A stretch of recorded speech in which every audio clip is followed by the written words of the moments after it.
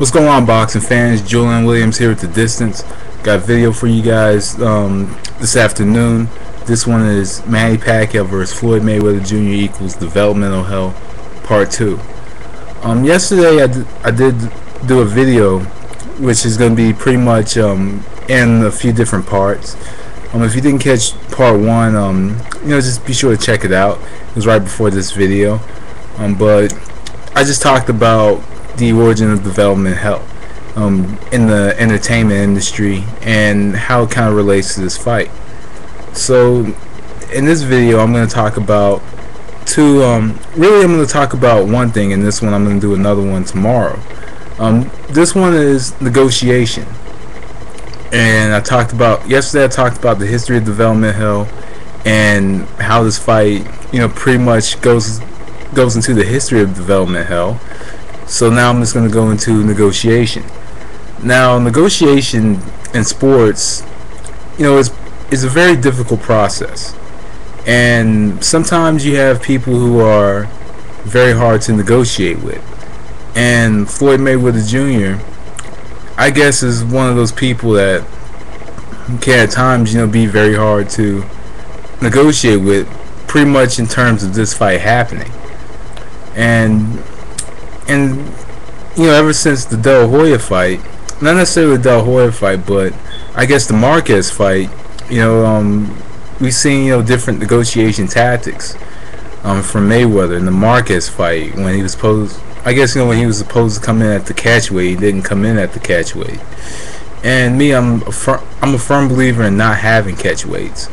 So because we have weight classes for a reason, he came in 147. 146, while Marcus is 144. A bit of a disadvantage in that fight, but Mayweather, either way, catchweight or no catchweight, I thought was going to win regardless. And the drug testing with Manny Pacquiao. Now, in negotiations, there's a lot of players that in any other sport that is very hard to negotiate a deal with. One of these players in the National Basketball League, Allen Iverson, who's pretty much known for being a douchebag and having difficult relationships with teammates and other people. He's a guy that is developmental hell to work with, to negotiate with. And as well, development hell was a couple years ago, or actually a year ago, excuse me, when Michael Vick couldn't find a team to play for. After the dogfighting case, that was a case of development hell, where Pac-Man Jones unable to get to a team because of his behavior, his behavioral issues. And another way to show a case of development hell is Terrell Owens. Terrell Owens, another NFL player, has does a lot of attention getting stuff and has been difficult to work with. So it's hard for him to get an NFL contract now. Even though he's a good player, it's hard for him to get a contract. But in this case, in boxing, you have two fighters that definitely do not have trouble getting fights.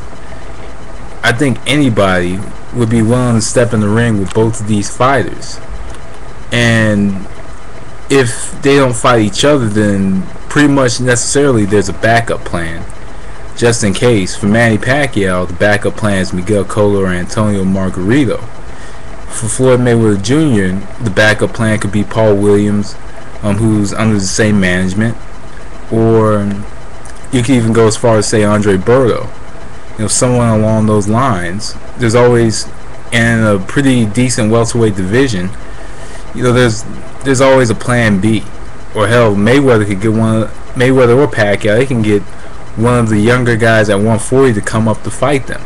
So there are plenty of options, just in case this fight does not happen. And in the negotiation process, the controversial part was the drug testing, the Olympic style drug testing. And we all know that Manny Pacquiao has been accused of using performance enhancement drugs, and Floyd Mayweather and other boxers have spoken out against it, or spoken out on. One of them being Paulie Malignaggi, who actually retracted those statements after his loss to Amir Khan May 15th. And also, trainers have brought it up, or the only trainers that really brought it up is Roger Mayweather and Floyd Mayweather Sr. And and really, when you think about it, some people who believe what they're saying are the main people who are saying Pacquiao needs to take this test. And Floyd Mayweather Jr. is talking about cleaning up the sport of boxing. Now, it does not take, and I'll tell you this much, cleaning up the sport of boxing should not start at Olympic style drug testing. And it doesn't take a boxer to clean up the sport. I think it takes a whole commission, and Floyd Mayweather Jr. is not a commission. And also, with Floyd Mayweather Jr. not being a commission, not being the face of boxing, pretty much not being the whole committee of boxing or whatever, being like the David Stern of boxing, Floyd Mayweather Jr. is just a boxer.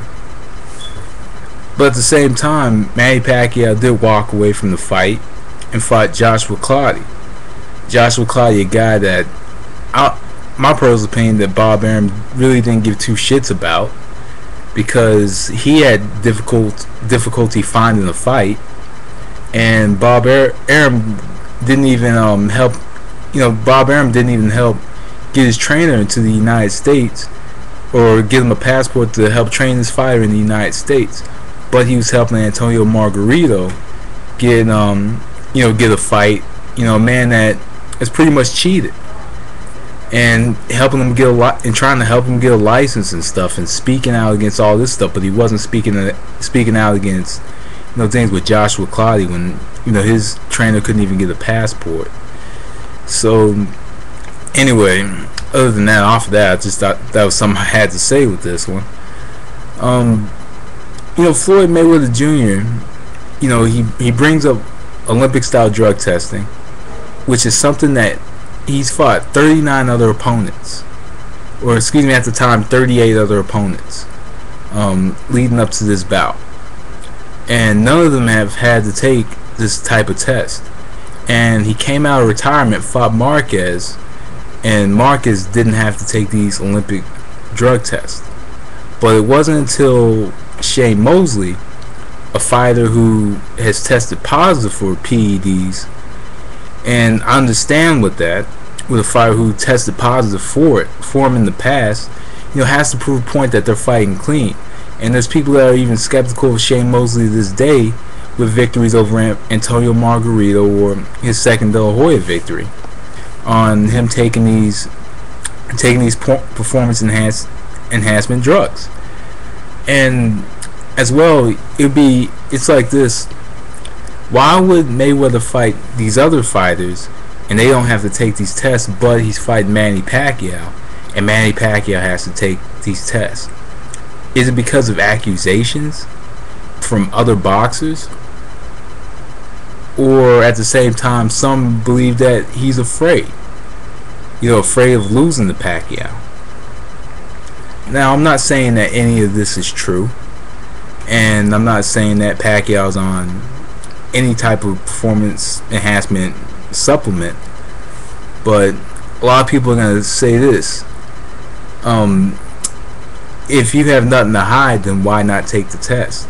Or Pacquiao needs to take the test just so he could prove these people wrong, prove the skeptics wrong, prove you're not using any drugs, prove that you're clean.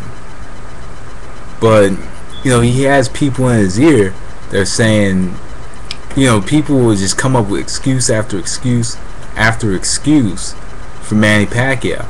But at the same time, you hear stuff out of Mayweather's camp that's like, hey, we want the fight too. But now it's like Pacquiao agrees.